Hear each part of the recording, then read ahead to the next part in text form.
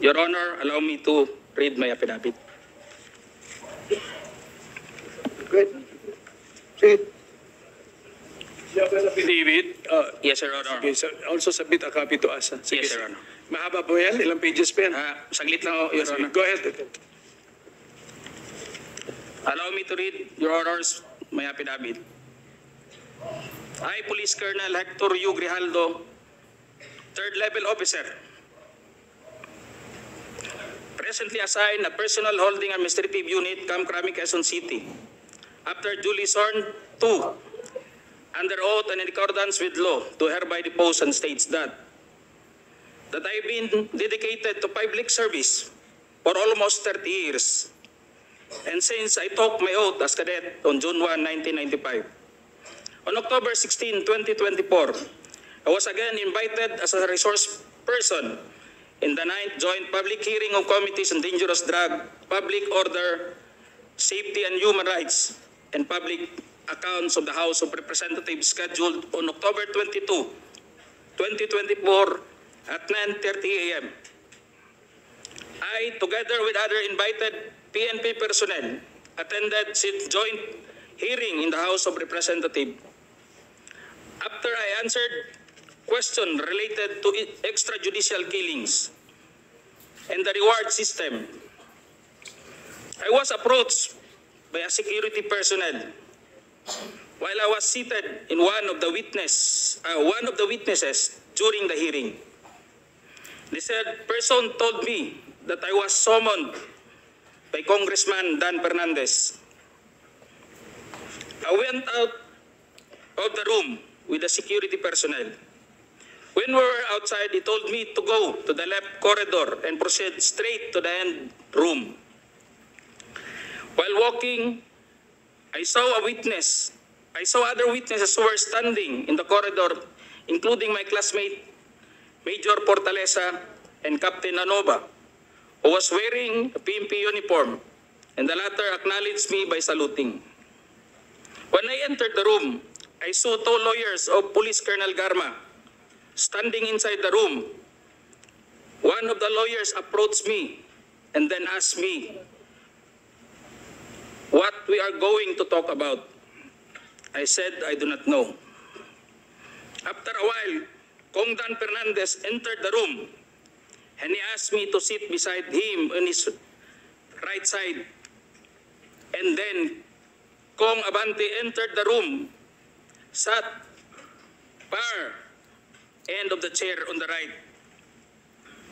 One of the lawyers of Police Karma stood near at my back. Kong Dan Fernandez put the paper he was holding on the table and told me, "Ito ang sasabihin mong statement na ito." While pointing on the paragraph on the paper, ito ang supplemental affidavit ni Colonel Garma. Sabihin mo, alam mo ang reward system. I-confirm mo lang. Kong Dan told me to read the said affidavit. However, I asked the copy of affidavit he was showing to me to read it. He did not give it to me. The lawyer of Police Colonel Garma said, "Ikaw lang ang pwedeng magsabi niyan," sabi ni Colonel Garma. I was puzzled and I asked myself, why me? I respectfully told him that I cannot confirm.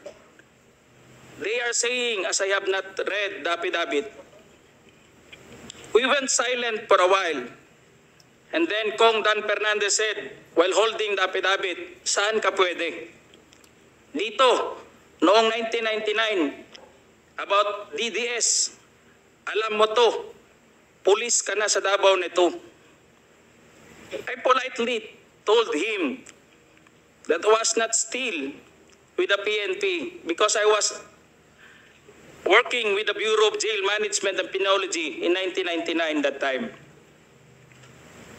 After some time, Kong Abante asked me how many years those still I have with the PNP. I answered, I still have 4 years before my retirement. Then he made a remark. Pwede ka pang maging general. I humbly responded to him, masaya na ako sa ranggo ko, sir.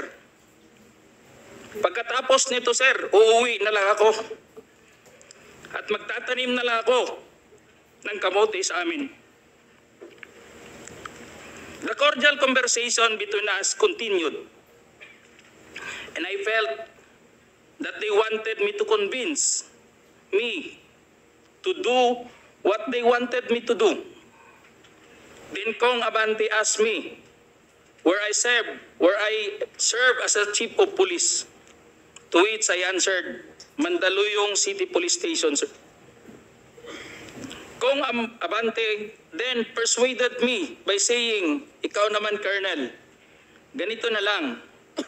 Alangan namang walang insidente o pangyayari sa panahon na yon.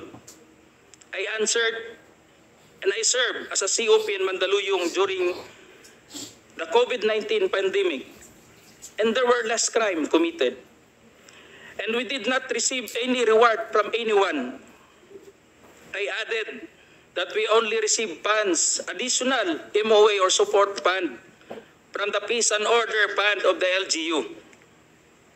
I then respectfully told Kong Dan Fernandez that anybody can debunk my statement if I confirm the testimony of Colonel Garma about the DDS in 1999, since I was not a member of PNP at the time.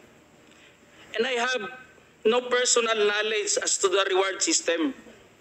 Additionally, I said, the work of the policemen are noble and requires great sacrifice, even without the reward or award. It is our moral obligation and a call of duty to serve our country and people.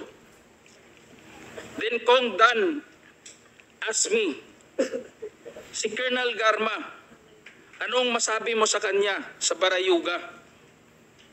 I politely told him I cannot comment on the case. When I respectfully answered him, sir, mahirap yan. Kasama kami sa nag-iimbestiga at hindi ko alam kung anong kinalaman niya at may investigasyon din sa amin, baka ma-incriminate ako, sir. After the discussion, they did not give me a copy of the second affidavit of Police Colonel Garma. I felt that I disappointed them. Kong Dan Fernandez and Kong Abante left the room, while I and the two lawyers of Police Colonel Garma stayed in the room for a while. I presume that they are about to present the second affidavit of Police Colonel Garma. I asked the two lawyers of Police Colonel Garma why they have chosen me. They did not answer me and just stared at me. And that I went back to the hearing room. When I went back to the hearing room, I immediately called the attention of Police Colonel Lito Patay, who were sitting behind the witness table. We proceeded at the back of the lobby area when they suspended the hearing. I confided and discussed to him what happened in the room with Kong Dan Fernandez and Kong Abante and the two lawyers of Police Colonel Garma. That's all, Mr. Chair. Thank you, Colonel Grijaldo. What motivated you to speak before this committee?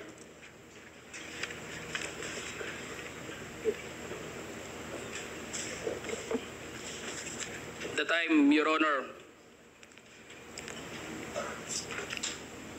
I was insulted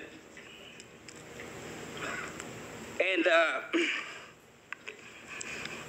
it is very offensive,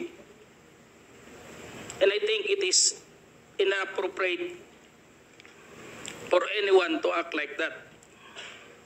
So meaning you feel that you are being coached to make that statement? Yes, Your Honor. I feel corrupted to make that statement, Your Honor.